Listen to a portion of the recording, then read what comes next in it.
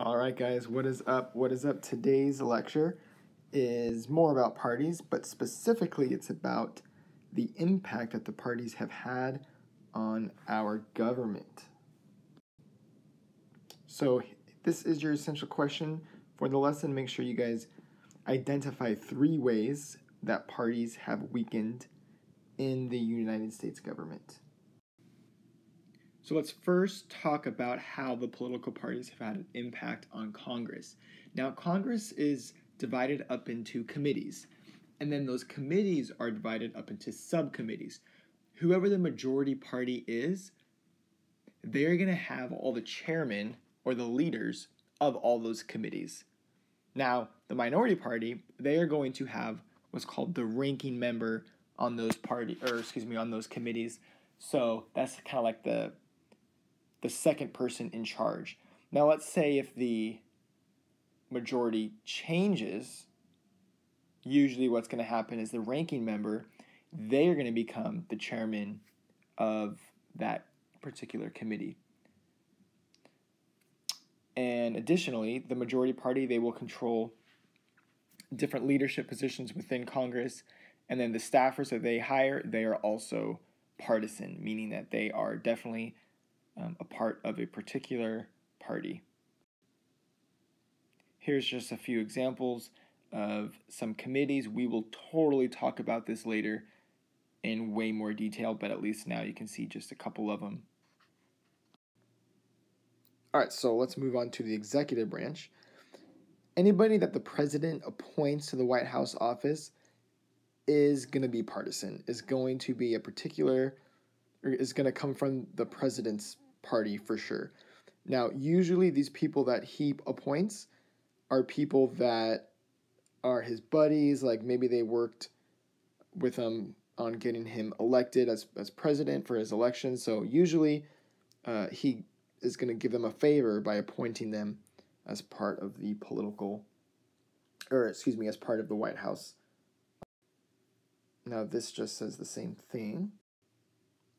All right, so with the development of the civil service system, the parties are not going to have as much of a stronghold on bureaucracy as much as they used to. In the past, they did because of the whole idea of the spoils system or the patronage system, to where everything was not based on your background or your eligibility, but rather it was based on who you knew or who you know. Well, now with the development of the civil service system, which is based on merit and how qualified you are, the parties are not going to have as much of a stronghold on the bureaucracy. All right, a little bit of vocabulary for you guys with presidential coattails. Presidential coattails is this idea that the president is the leader of his party, and if he's popular, so are all the other party members in his party, and as well as their policies. But if he's not popular, then neither are his party members, neither are their policies. So some presidents that were more party oriented were like George W. Bush. He was pro-party with the Republicans. Now Eisenhower, still a Republican, but in the 50s, he's considered more nonpartisan. He the Democratic Party was trying to get him to run as the Democratic nominee, and he actually considered it. So he was more nonpartisan, and this is going to hurt his party. So presidential coattails, this idea when the president is the leader of his party, and if he's popular, then so are his party members and their policies, and if he's not popular, then neither are his party members or their policies. And that's what I'm trying to portray here with these guys. These are the party members, and right here is the president. Here's a picture of Obama and his party members following him on his coattail. Now the judicial branch, all those appointments, they are partisan as well. So you have some members in the judicial branch, or I should say some judges in the judicial branch, like Ruth Gator Ginsburg right here. She is very, very political. She's very liberal. On the flip side, you have guys like Justice Scalia or maybe Justice Thomas, who are they're two conservatives, but they are very partisan as well. Now, within state and local governments, states, most of those positions are partisan. They're political. They're a part of a political party. However, the local governments, like your school board, your city council, those are usually nonpartisan. All right, let's move now into political reform. Political reform. So within party reform, let's take a look at the history of why people wanted to reform it. So let's first take a look at Boss Tweed. You guys know Boss Tweed, I'm sure, from U.S. history. He was the leader of the political machine Tammany Hall in New York City. Now, progressives are going to see political machines as very bad. They're corrupt. They're unrepresentative in nature. They don't support those that are young. They don't help the poor, even though they did help some immigrants. But they're going to say that minorities are often excluded, that they're just bad. They're not a good idea because they don't really do what the people want. They do what they want. Here's a picture of, or a political cartoon of Boss Tweed. You guys know this guy, Mr. Chris Christie. So I was talking about the progressives a little bit. Now the progressives, they're going to come up with this idea of the direct primaries by saying, hey, rather than parties getting to decide nominations, the people should decide. We should do what the people want. Now on the local level, you're also going to see them fight for nonpartisan elections, people that are not a part of parties. And with civil service expansion, they feel that should be, with civil service, they feel that should be expanded, this idea of actually having merit or having qualifications for a particular job. At the state level, they're going to fight for initiatives, referendums, and recalls. We're going to talk more about these later, but essentially initiatives, they are just state reforms to where the people are going to propose legislation to the states. Referendum is when people actually get to decide on legislation. A good example of this in California was in 2008 with Prop 8. And then recall, meaning that the people can choose to remove somebody from office, like the governor. Notice that all of these three things, they deal with the people having power. And then lastly, the 17th Amendment, the direct election of senators, they want that because they want to get rid of corruption. Before the 17th Amendment, as you guys know, the state legislatures were in charge of deciding on who the senators were going to be. Now with that, there was a problem because people could bribe them. They were easily accessible to bribes, but with the 17th Amendment, when the people of the state get to decide who the senators are, there's not all that bribery and cray-cray going on. Now, so there's some other factors that are going to weaken parties too, and we've actually talked about these in class already.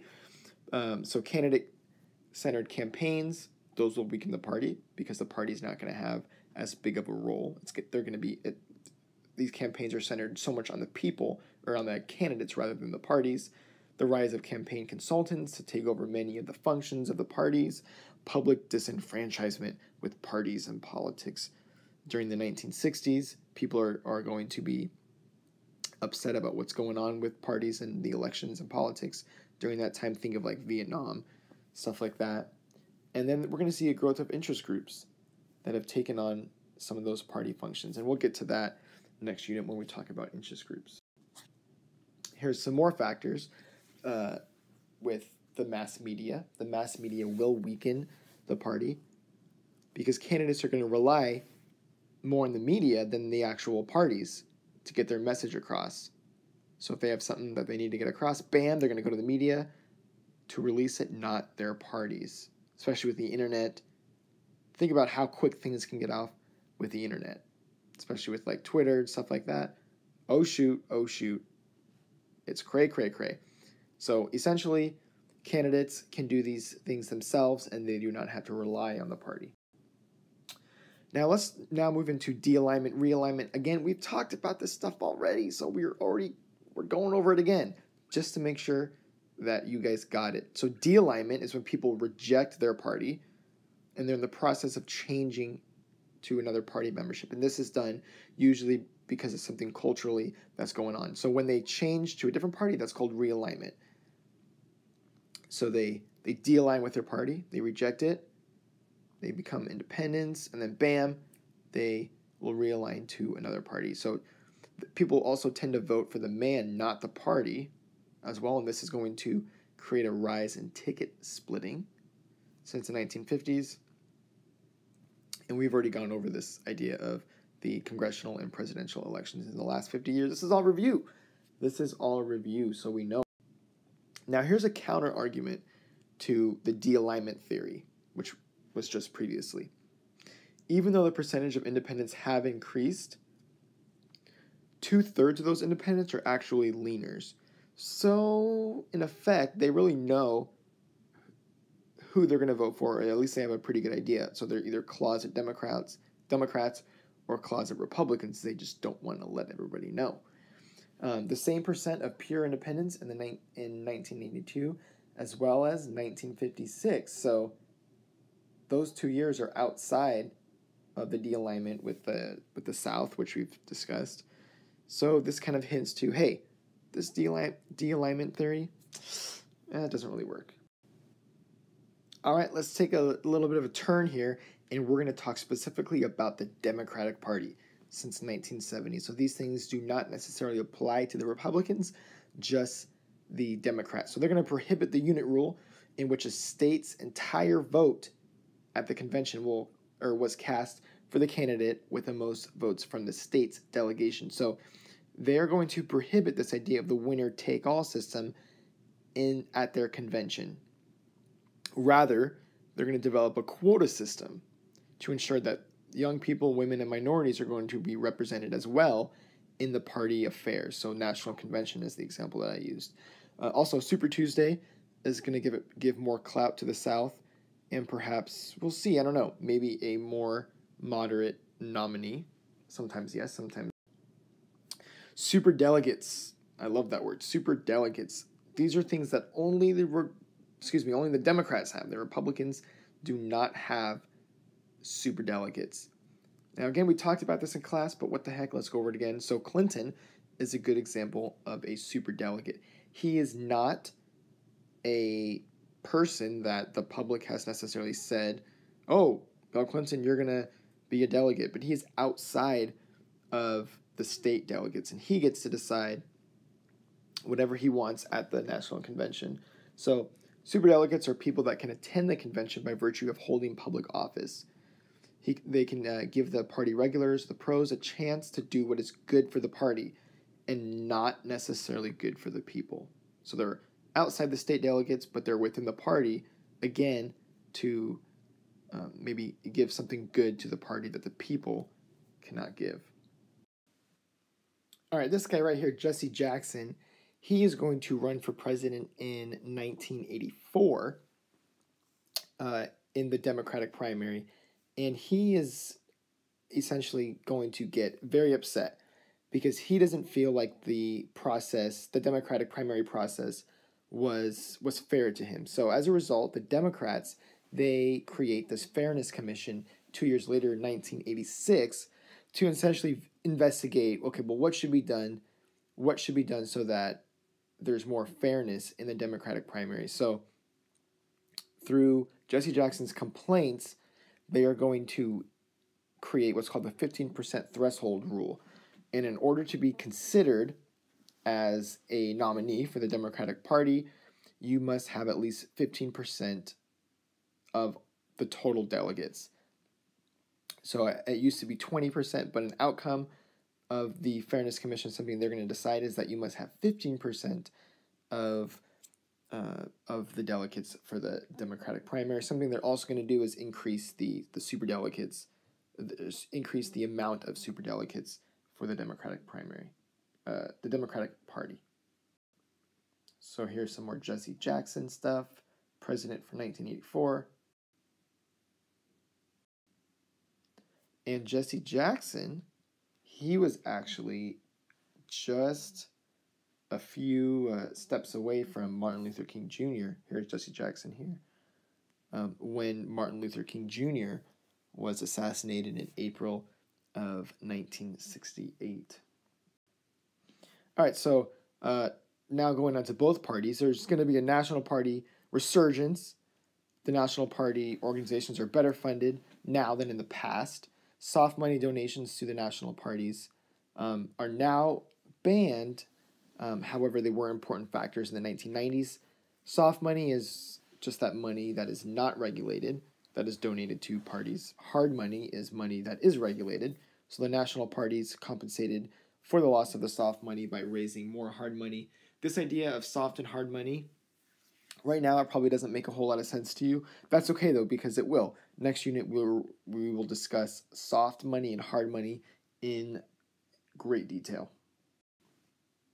Now both parties are going to hold training sessions for candidates now.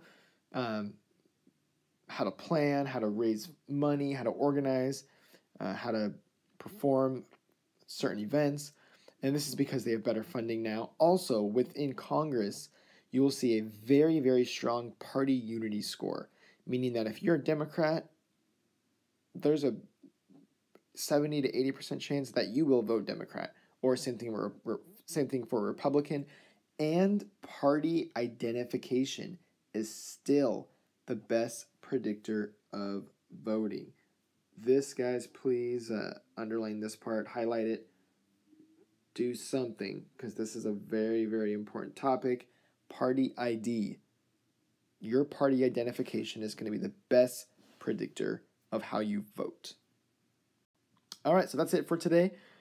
So please identify 3 ways that parties have weakened in the United States government, and then I will see you in class.